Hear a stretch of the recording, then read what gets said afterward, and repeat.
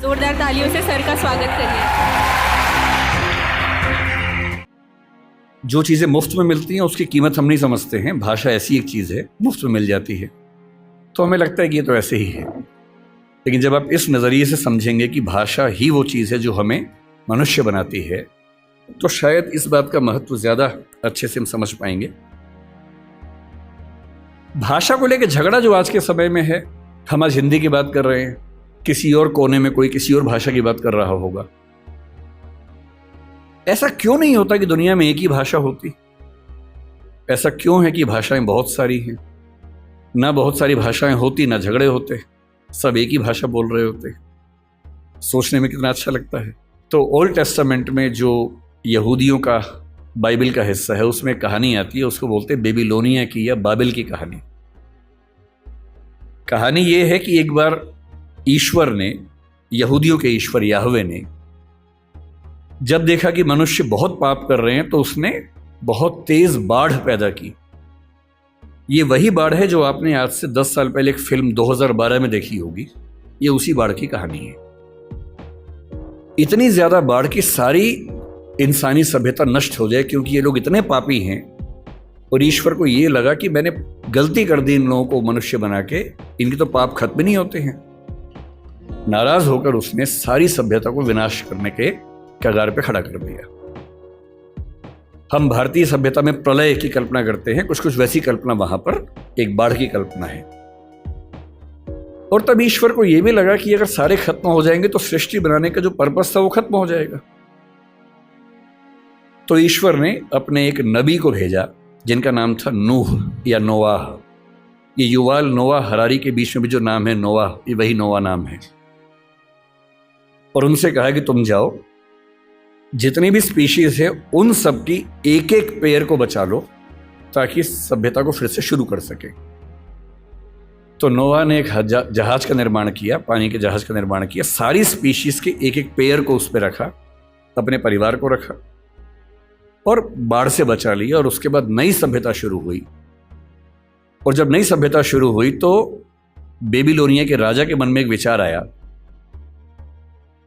कि अगर हम एक इतनी ऊंची मीनार बना लें कि किसी भी बाढ़ में हम डूबे ही नहीं, तो चिंता खत्म हो जाएगी।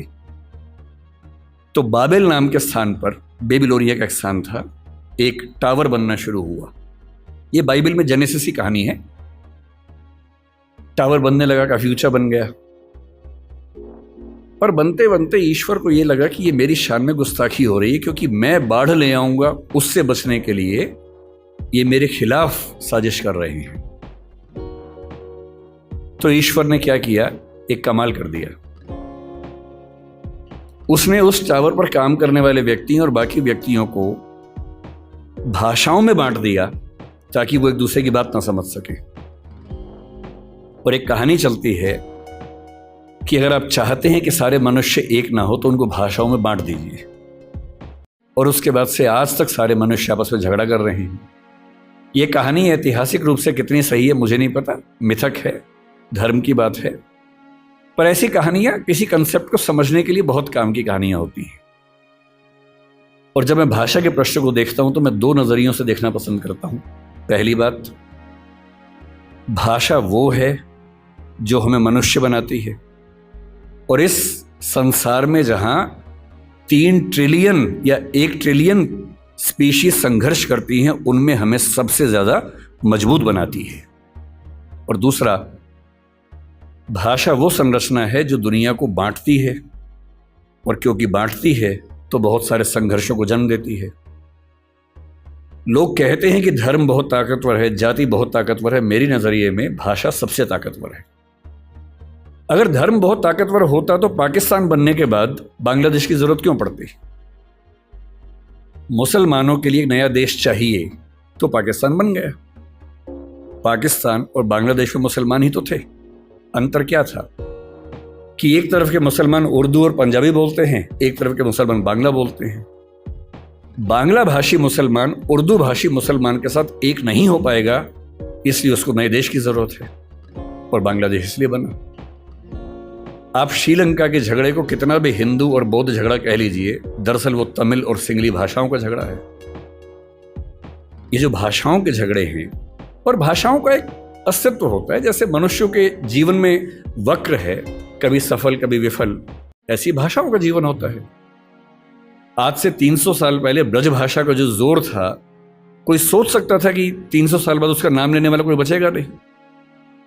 ब्रज भाषा के नाम में भाषा है, वो बोली बन गई, और खड़ी बोली के नाम में बोली है, वो भाषा बन गई। तो इतिहास के दौर की बात है।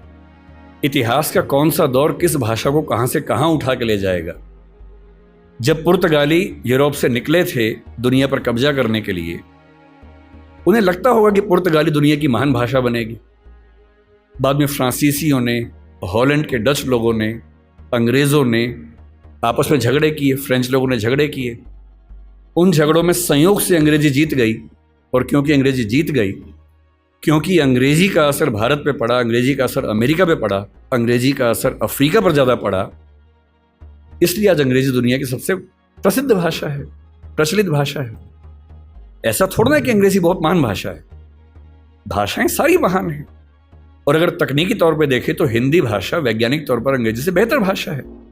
केवल शब्दावली के अभाव को पीछे छोड़ दें, चाहे वो ध्वनि का मामला हो, फोनेटिक्स का मामला हो, सिंटैक्स का मामला हो, भाषा विज्ञान के किसी भी स्तर पर देखें तो हिंदी अपनी वैज्ञानिकता में अंग्रेजी से कहीं भी कम नहीं है, कई मामलों में बेहतर है।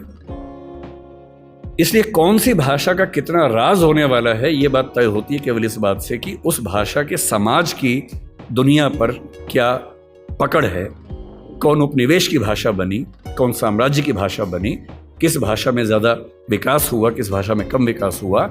संयोग की बात है कि आज हम एक ऐसी दुनिया में हैं, ग्लोबल दुनिया में, जहाँ अंग्रेजी का वर्चस्व है।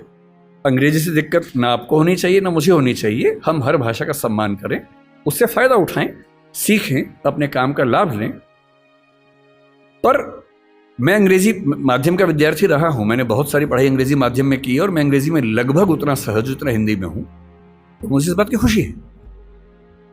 मुझे चिंता केवल तब होती है जब भारत में होते हुए कोई मुझसे ये उम्मीद करता है कि मुझे हिंदी बोलने में शर्म होनी चाहिए। चिंता केवल तब होती है। भारत में होते हुए मैं अपनी भाषा बोलूं, अपनी भाषा बोलने मुझे काहे की शर्म होनी चाहिए। मैंने जिन जिन देशों की यात्रा की, आज दुनिया के हर देश पर दबाव है कि अंग्रेजी सीखे, और वो दबाव इसलिए कि ग्लोबलाइजेशन का दौर है, अंग्रेजी में चीजें ज्यादा उपलब्ध हैं, स्वाभाविक सी बात है। पर मैंने कभी हॉलैंड में किसी व्यक्ति को डच भाषा की तुलना में अंग्रेजी को महत्व देते हुए नहीं देखा। वो लड़ने को तैयार हो जाते हैं। आप किसी फ्रेंच व्यक्ति से बात करें, आप इजराइल के किसी व्यक्ति से बात करें, जहां भाषा के सम्मान की बात आएगी वो अंग्रेजी का नाम तक नहीं लेंगे। जहां पढ़ने की बात आएगी, सीखने की बात आएगी, फायदा उठाने की बात आएगी, निश्चित तौर पे सीखेंगे, क्योंकि उस भाषा से उनको फायदा होता है।